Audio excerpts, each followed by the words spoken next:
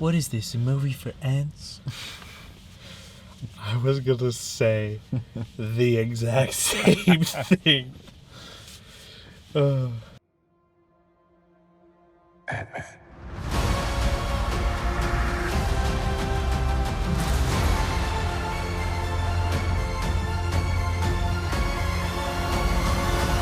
Hello, everybody, and welcome again to Keystone Film Review. We just saw Ant-Man and the Wasp, Quantumania, written by Jack Kirby. Hold on, let me get my eyeline right. Jeff Loveness.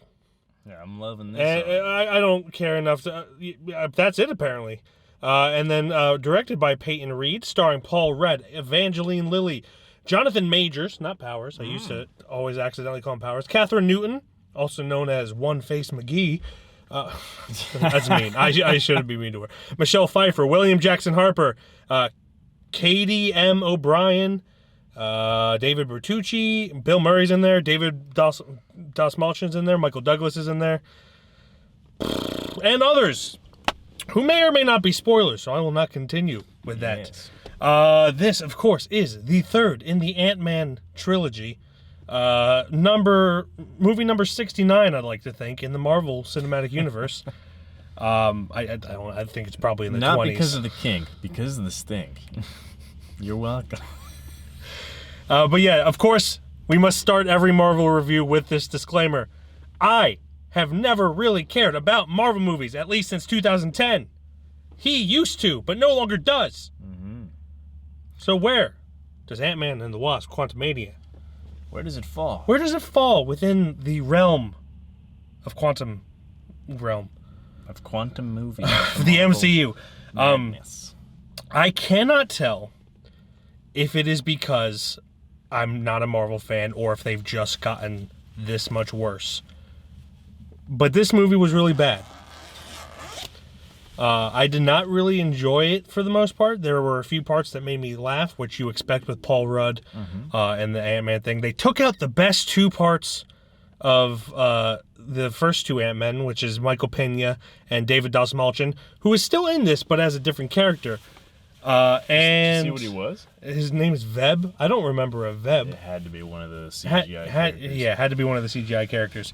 But yeah, I thought that this was really just boring, and I couldn't care less. It seemed to have forgotten what had happened in other Ant-Man movies. Like, at the end of Ant-Man and the Wasp, of course, in the cutscene, he goes into the quantum realm and then is stuck there for 5 years. I don't remember what happens to him in that, but like then he acts like he had never been there before. I think he said that he was only it felt to him, now that I'm kind of Remembering from movie, Endgame? it felt like 5 minutes had passed instead of 5 years. Oh, okay. So maybe he was in. There's like fucking. They talk about the layers to this shit now. Yeah. And the quantum realm is a thing, and then there's like the subatomic, and then there's it's like fucking Earth with its ozone layers. It's like Inception. Or some shit. I don't know. They tried to explain it, but it sounded stupid. Maybe they sounded smart, and I'm just stupid. But that's more than likely. Yeah. But this movie felt like a hot mess. Yeah. Editing wise too, like I leaned to you at one point and be like, it feels like there was a scene that was cut out. Which, if you're gonna cut a scene out, it shouldn't feel like a scene was cut out. Yeah. But this would just like jump to something randomly, and they were in a completely different place without any acknowledgement that they were moving to this different place. So yeah, I don't want to say it was bad editing, but it was very confusing editing. That just felt like studios. Because I know Marvel has been trying to make them shorter. It felt like this was maybe like 2 hours, 45 minutes, and they're like, we need to stop making long movies. So they cut it down to 2 hours. 2 hours and 5. Yeah. It was a CGI Wonder House, and by Wonder House I mean everything you saw was CGI practically. Yeah. At least in Endgame, like some of the ground. Yeah. Was real. Almost everything except for the actors was pretty much CG, and that makes it rough because there's so much shit going on. So the beginning of the movie felt like a world in Star Wars. Like, yeah, I don't know how else to explain it. Outfits, the creatures, and desert. Yeah. Dialogue was wonky bonky. There's not that funny of a movie. You kind of expected it with the last two. They at least had funny parts. Yeah. Like the first one was funny. Second one was a little less funny, and then the third it just wasn't even there. And this, it was like funny in the first 10 minutes, funny in the last 10 minutes. Yeah. And then the middle was just like, there's one point where there was a joke and no one in the entire theater laughed. Mm-hmm. Like they even had like a moment of silence to hold, pausing for laughter. Nothing. You just laugh more at this ridiculous stuff that goes on more than the actual jokes or the movie itself. Yeah. This is an exposition, bounty of exposition. It talks and talks a lot about stuff you do not care about. It's a giant, not spoiler because he's in the trailer, it's pretty much a giant origin story, an exposition story for Kang, Jonathan Majors. And his whole comeuppance on how and where how he got to the quantum realm, and all that, and it's a movie. Yes, it is. Harry Styles once said that. Yeah. I really didn't care for anything about this. The CGI. Everyone has been talking about how like the CGI in Marvel has gone downhill. It's always been bad. We've just seen it used better in other movies since then. Mm-hmm. It's like the world has advanced, but the MCU hasn't, as far as using CGI goes. So it's just kind of frustrating. There's one point where there is literally one of the characters is putting his hand on Ant-Man's face, and the entire hand, which is a human hand, is CGI. Why the fuck couldn't they just have a hand model? It doesn't need to be the actor who it is. Yeah. They do this all the time in real movies where it's just they have a stand-in hand. It's also because they make these movies so fast. Like, yeah. You have to have 3 a year now, or else, dear God, people might stop watching the movies. They won't, though. That's the thing. They would actually be better movies if you just waited, But this is such a conglomerate of a franchise now that you can't wait. There's no waiting. People who do, and this is just an actual question. I'm not trying to be a dick. People who haven't been desensitized to Marvel yet, please let us know if you enjoyed this movie. Yeah, because I legitimately can't tell at this point if it's just me or... I don't know. There's a point where it used to be just genuinely really good, and then it just isn't to me anymore. There's just nothing fun about these movies almost anymore. Yeah. Even the series that they've been making, half of the episodes have not been necessary at all and have been boring. And then the other half has been pretty good, but it's still just filler everywhere. Moon Knight, some of Loki was good. But the best part of Moon Knight is that it's not really tied into anything else. And that's where you can argue, like, this is just setting up all of this stuff again. Mm-hmm. But none of those other movies in the beginning of the first whole act, whatever phase, I don't know what. Like called. Iron Man wasn't really connected to anything. Wasn't that bad. Captain America, I didn't like Captain America. Thor wasn't. I like good, Captain America, but the movies that are better are the ones that are standalone. Like Thor Ragnarok was kind of a standalone. Like it kind of went into Endgame with. I'm sorry we're not talking about Ant-Man that much anymore. Yeah. But the stakes are so much higher, and the enemies and people are so much more powerful that you just don't connect to them as human beings anymore. Yeah. There's this guy who can literally do whatever the fuck he wants, versus this dude who can change size of small and big. How are you supposed to be like, oh yeah, this is totally believable in any way? Yeah. I don't know. I'm trying not to do too many spoilers, but that's just Kang. Kang can do shit. He's crazy. I don't know. Performance-wise, it kind of felt like everyone but Jonathan Majors was phoning this in. Jonathan Majors is relatively new to the MCU. He was great. He's always great in everything he does. I don't think he's an actor who can phone things in. Mm-hmm. I think he gives his all, at least in everything I've seen him in, he gives his all to every performance. Everyone else was just kind of going through the motions. I hate to knock on young actors, but the actress who played Cassie, is that her name? Cassie. One face the entire time, except for when like at the end, there's like a party. I'm not gonna get into what the party is, but if it's a joy or a laugh, like she's got to like Yeah. use teeth. but she's her got it, but her sad, angry, intense face is all the same, and it's neither of those. It's none of those emotions. No, it's stagnant. It looked like she got Botox. If she smelled a fart, you wouldn't see it on You her wouldn't see face. it. She'd be like this, Yeah.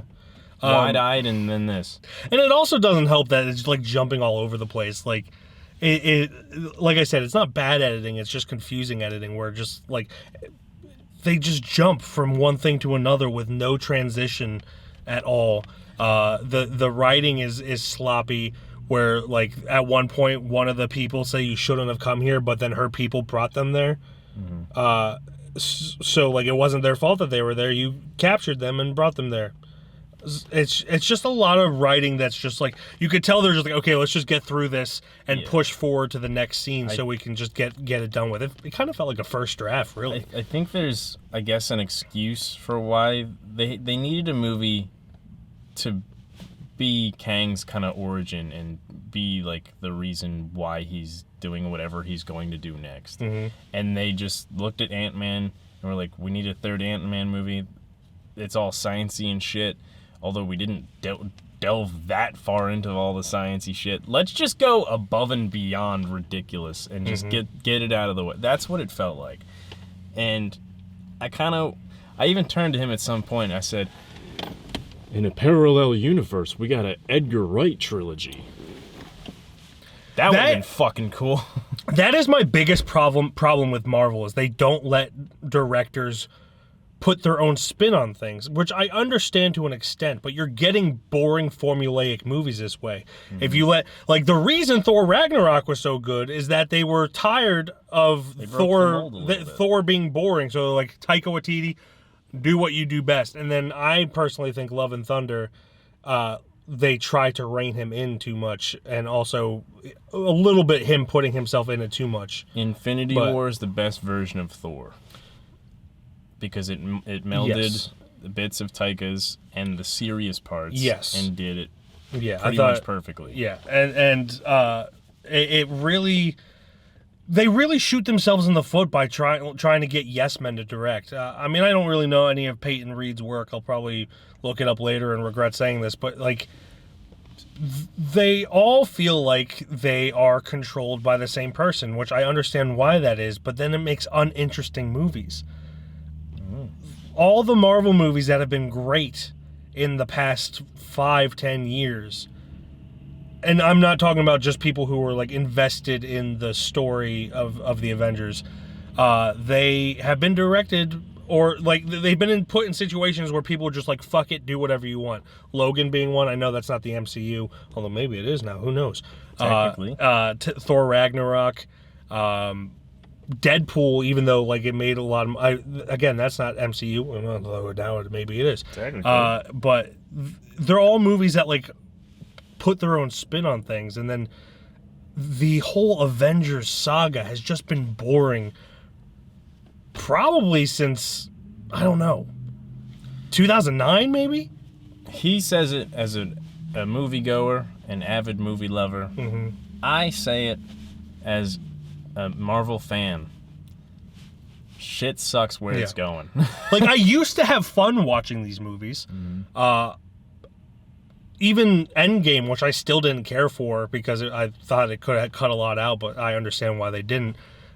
It was a relatively fun movie. There are parts that made me roll my eyes, but you know, that is what it is. But ever since Endgame, it's just been like spiraling downhill, where they're not even fun to watch. It feels more like a homework assignment, especially for us since we do these for.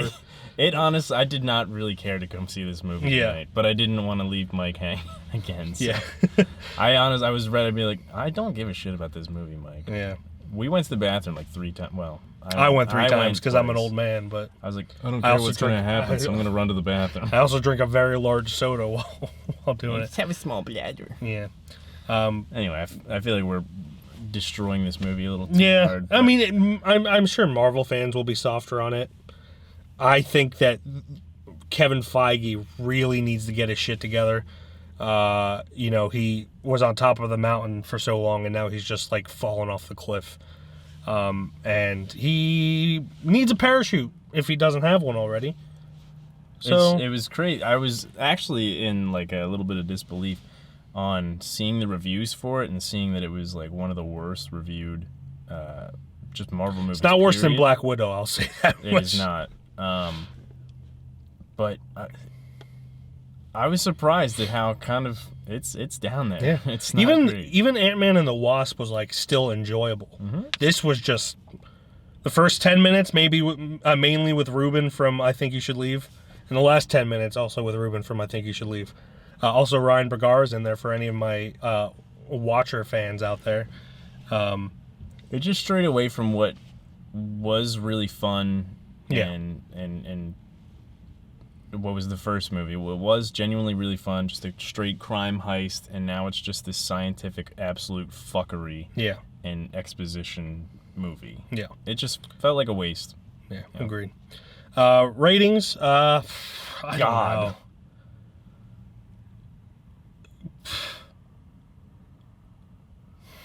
I don't know.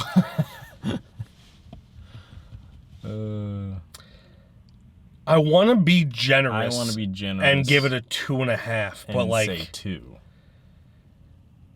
Me saying 2.5 is also acknowledging that I'm not a fan. So maybe other people will like this more than me and you. But like, it is just not good. I'm being generous. I'm giving it a 2. Yes. You know what? Fuck it. I'm going to give it a 2 as well. Look at us. Simpatico. Yes. Who'd have thought? I don't know what that word means. We'll put a definition here, Glenn. Thank you. But yeah, if you saw Ant-Man and the Wasp: Quantumania and you're a Marvel fan, even if you're not a Marvel fan, let us know what you thought down below. But if you are a Marvel fan, let us know if you agree with us, just because we want to know if we're just too cynical now at this point, which I already kind of feel like I am. But like, this made me really question if I'm just like overly harsh of Marvel. Yeah. But it really just felt bad the entire time. So yeah, let us know what you thought down below, and we will see you in the next video. Bye-bye now. Bye!